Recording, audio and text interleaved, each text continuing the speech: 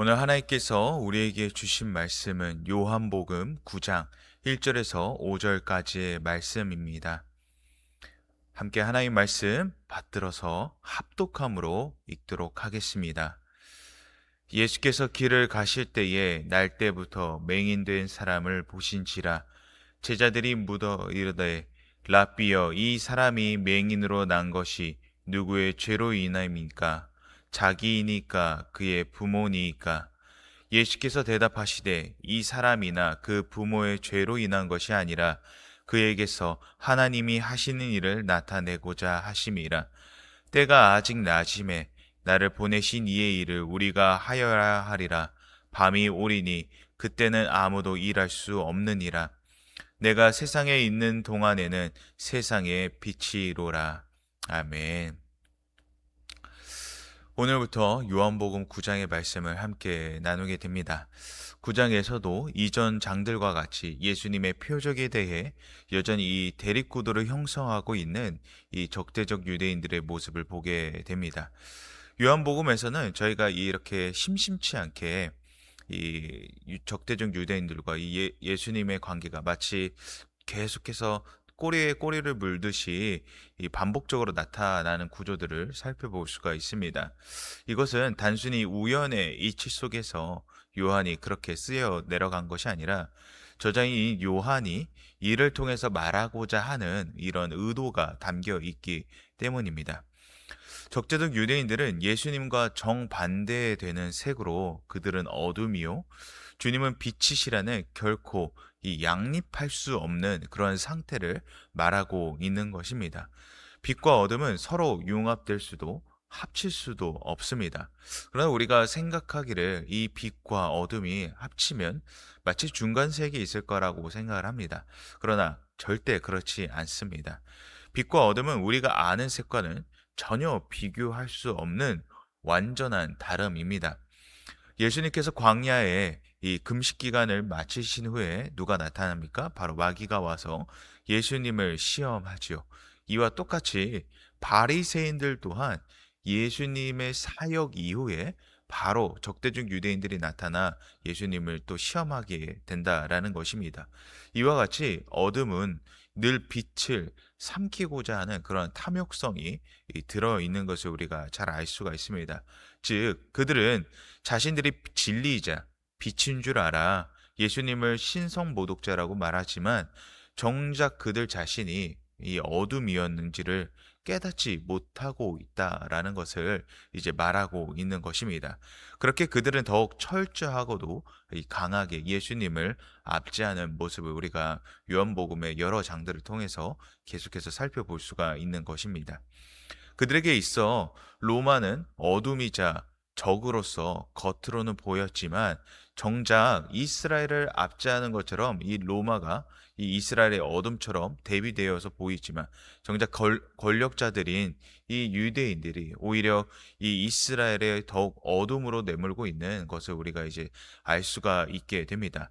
실제로 로마는 어떠했습니까? 오히려 이스라엘 군중들의 편이나 또 이 이스라엘 권력자들의 편을 들었었지요.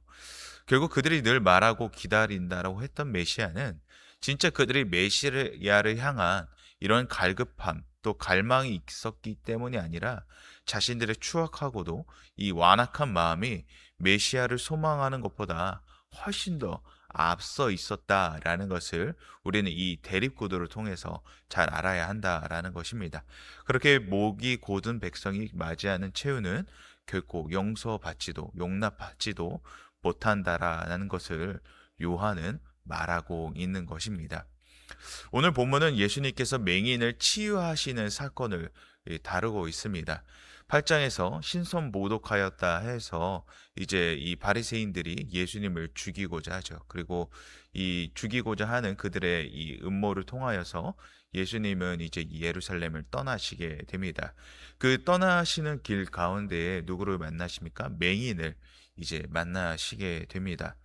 2절에 제자들이 이 맹인을 가리켜 이렇게 물어봅니다. 이 사람이 맹인이 된 이유가 누구 때문입니까? 라고 이 예수님께 제자들이 질문합니다. 이는 이 제자들만이 가지고 있는 어떤 독특한 사고관이 아니라 사실 이것은 유대인들 전체가 가지고 있는 일반적 관념을 살펴볼 수 있는 장면입니다. 유대인들은 인간에게 미치는 모든 재해, 즉 고난이죠. 이 모든 재해가 모두 죄로 인하여 비롯되었다라고 이렇게 생각하고 있었다는 것입니다. 왜 그들은 이렇게 생각했는가? 우리는 인과응보라는 이 사자성어에 대해서 많이 들어보셨을 것입니다.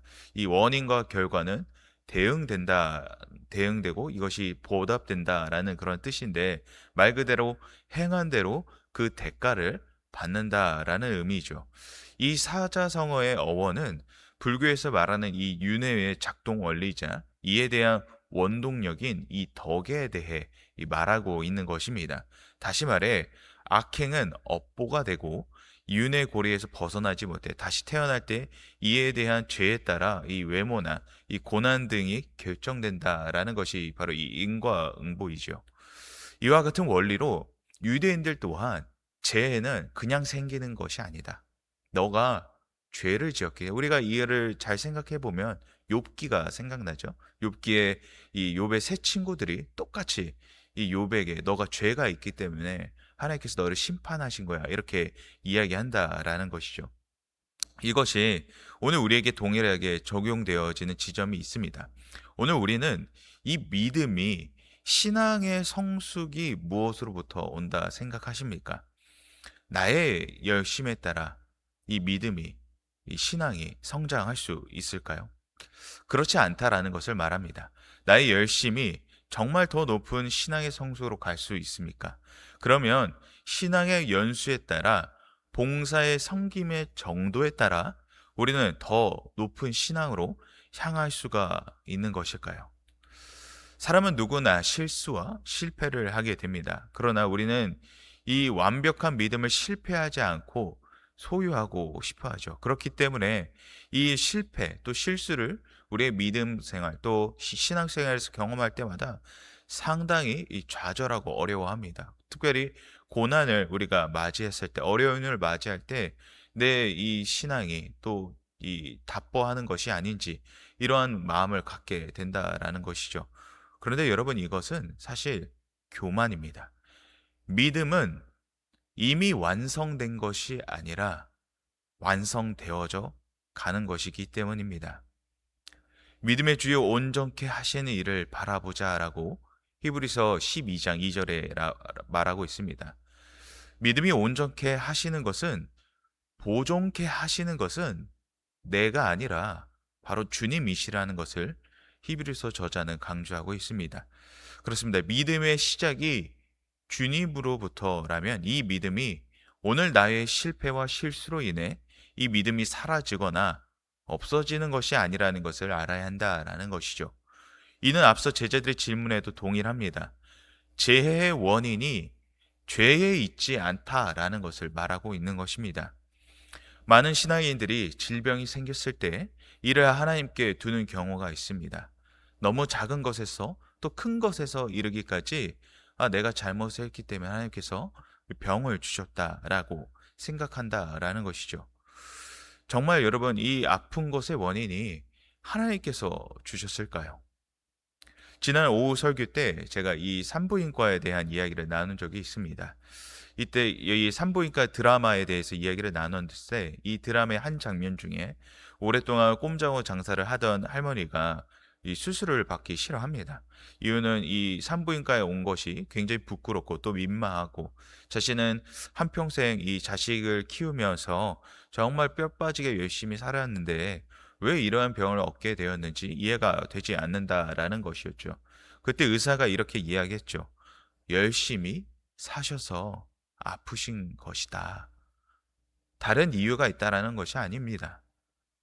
열심히 살았기 때문에 아픈 것이다. 라고 말입니다. 그렇습니다. 병의 원인은 오늘 내가 열심히 살았기 때문에 얻게 되는 것입니다. 그렇습니다. 오늘 우리의 아픔은 하나님께 있는 것이 아니라 오늘 당신에게 그 열심이 있었기 때문에 아픔이 찾아왔다라는 것입니다. 삶에 대한 열심이 있었기에 고난도 찾아오고 아픔도 찾아왔다라는 것입니다. 그렇다면 이 열심의 이유는 무엇이었습니까? 열심히 여러분께서 살아가고자 하는 그 마음은 어디서부터였습니까? 주님으로부터 오는 열심이었습니까?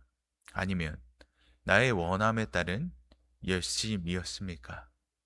우리가 욥기를 봐더라도 욥은 정말 열심히 그의 인생을 살았습니다. 이것은 사람에게뿐만이 아니라 하나님 보시기에도 미쁘시게 그는 열심히 그의 성실을 다하였습니다. 그때 사단이 찾아왔던 것이죠. 오늘 여러분에게 주님은 어떠한 열심을 바라시고 계십니까? 여기서 중요한 것은 우리의 열심이 하나님께 향할 때에 사단은 우리에게 찾아와 믿음을 시험한다라는 것을 알아야 한다라는 것입니다. 오늘 제자들의 질문은 이 죄의 문제가 병에 있는 것이 아니라 하나님께 있기에 물어보는 것이 사실은 아니었습니다. 죄 없는 사람들에게 악을 만연시킨 이 책임을 하나님께 돌리고자 그들을 질문했던 것이 아니었습니다. 신약 성경은 이 고난이 언제나 한 사람의 죄의 직접적인 원인이 아님을 밝히고 있습니다. 예수님이 이에 대한 답을 3절에 말씀하시죠. 그에게서 하나님이 하시는 일을 나타내고자 하심이라. 주님은 말씀하십니다. 이 고난이, 이 아픔이 하나님이 하시는 일을 나타내고자 한다라고 말씀하십니다. 이는 무슨 뜻입니까? 아픔이 있어야지만, 고난이 있어야지만 하나님께서 하시는 일을 알 수 있다라는 그런 뜻일까요? 오늘 우리는 이 말씀을 어떻게 잘 이해해야 할까요? 우리는 이 질병에 대한 고통 또는 고난으로 맞이하는 어려움들에 대해 사실 이해가 안 될 때가 너무나 많습니다. 어떻게 하면 우리는 이것이 이해될 수 있을까요? 결국 이 관점이 나타나는 말은 이 모든 것이 나라는 관점에서 바라보기 때문입니다. 제자들은 맹인을 보며 저 사람은 사는 의미가 있을까? 보지 못하는데 산다고 이야기할 수 있을까? 그런 의미에서 물어본 것일지도 모르겠습니다. 오늘 본문은 이런 점의 핵심을 짚습니다. 예수님은 맹인을 치유하심으로 하나님의 영광을 나타내십니다. 이는 그저 불쌍한 사람을 치유하신 것이 아니라 그를 통하여 하나님의 일을 보이신다라는 것입니다. 사랑하는 성도 여러분, 이것은 매우 중요한 의미를 가지고 있습니다. 하나님의 일을 하나님께서 나타내시고 하나님의 영광을 보이시는 일에 사람을 사용하신다라는 것을 우리는 알아야 한다라는 것입니다. 그렇습니다. 고난이 찾아옴은 하나님의 일을 보이시기 위한 그때인 줄을 알아야 합니다. 고난이 나의 죄로 인하여 생긴 일이 아니라 하나님께서 나를 통하여 보이시고자 하는 하나님의 영광이 있기에 그렇습니다. 이것이 바로 믿는 자가 걸어가는 길이라는 것입니다. 믿음의 소요는 여러분 아무나 하는 것이 아닙니다. 하나님의 영광에 동참하는 자라는 것입니다. 이 영광스러운 자리에 여러분 참여한 사람들이 고난을 겪게 된다라는 것을 의미하고 있는 것입니다. 우리는 이미와 아직을 살아가는 구원받은 존재로서 이 땅을 믿음으로 살아가는 것에 우리의 의미가 있습니다. 오늘 우리의 소망은 이 땅에 있지 않고 영원한 나라, 또 주님 오실 때를 기다리는 소망이 있기에 우리는 믿음으로 그 영광스러운 자리에 참여할 수 있다라는 것입니다. 쉽지 않습니다. 이 영광스러운 자리에 참여하는 것, 이 고난이 와서 슬픈 것에 대한 이해가 되지 않을 때마다 늘 어려운 마음이 옵니다. 그러나 주님이 말씀하십니다. 너가 바로 그 영광스러운 자리에 참여하는 자이다 라고 이렇게 얘기한다는 것이죠. 믿음은 아무것도 없이 걸어갈 수 있는 길이 아님을 말하고 있는 것입니다. 오늘 너가 겪고 있는 고난, 어려움이 오늘 너가 믿음으로 이겨나가는 것이 아무런 의미가 없는 것이 아니라 너가 바로 십자가의 고난에 참여함에 따라 너가 바로 하나님의 영광을 나타내는 것이다. 라고 이렇게 말씀하고 계시는 것이죠. 제자들은 어떻게 그 어려운 고통 속에서, 고난 속에서 십자가의 길을 그들은 걸어갈 수 있었습니까?